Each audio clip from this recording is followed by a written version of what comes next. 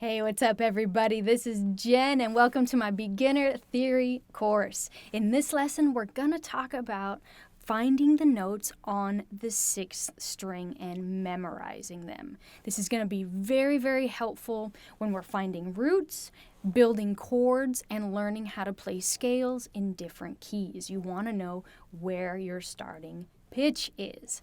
So, we're gonna start with our sixth string. And if you remember from the last video, this is E, our sixth string. Now we have our first fret, which is F. So E, F.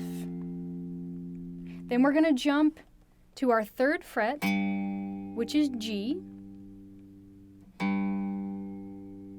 Now fifth fret, which is A. Seventh fret is B. Now half step here, or just the fret right next to, is C. And that's our 8th fret. Let's move to the 10th fret. And that's D. And what's cool is once we get to the 12th fret, or the double dots on my guitar, that just turns into E again. So that's an octave E. So here's E, and here's E.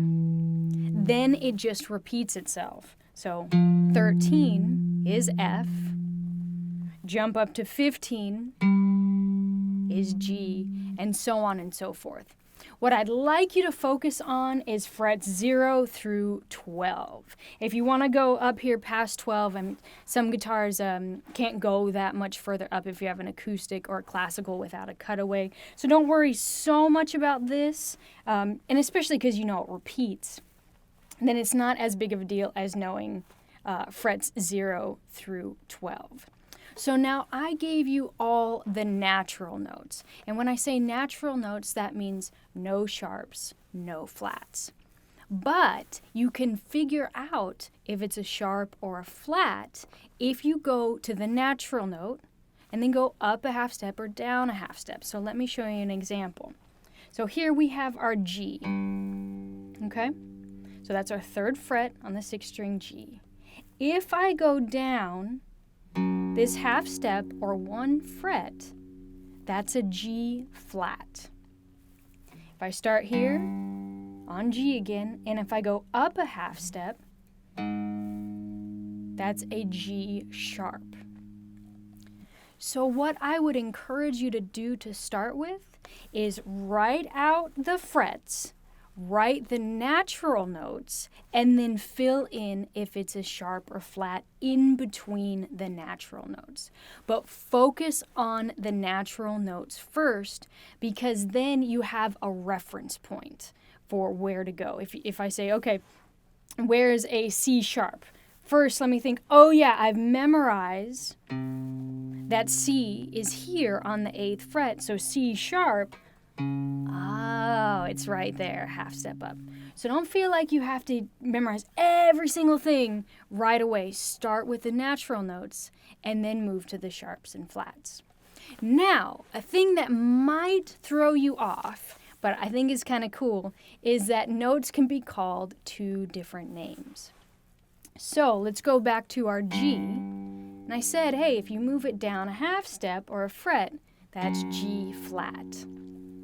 But if you start from F and move up a half step, that's going to give us F sharp.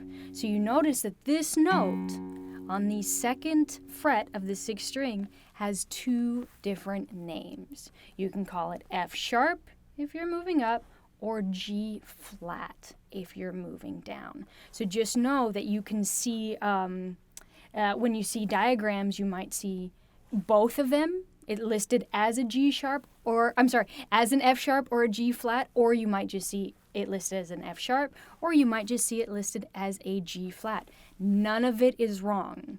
It's called enharmonic equivalent.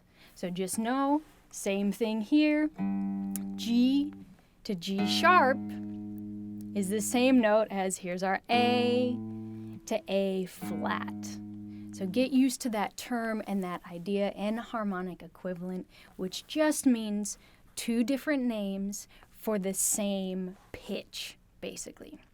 So let's go over one more time. We've got our open E, F, G, A, B, C, D, and E. So now what I'd like you to do for homework is write out the fretboard and put the note names. If you want to do just the natural, that works for me. Or if you want to figure out the sharps and flats, or what we call accidentals, you can also do that. And I want you to start memorizing those. Now, a way to continue to practice is to challenge yourself by picking random numbers and seeing if you can figure out what the note name is. Now, I am a big fan of using random number generators. So let me show you what that's going to look like. So you can see here, you can randomize and pick a minimum and a maximum number. So I put in 12, and you say, okay, first fret on the 6th string. That's my F. Great. Now let's randomize that. Ooh, 7. So we're here. That's my B note. Okay. Then what's going to come up? Oh, 1 again. Well, maybe we need to learn that that's F. And now 8. That's C. Let's do a couple more. Ooh, 9. That's what I was looking for.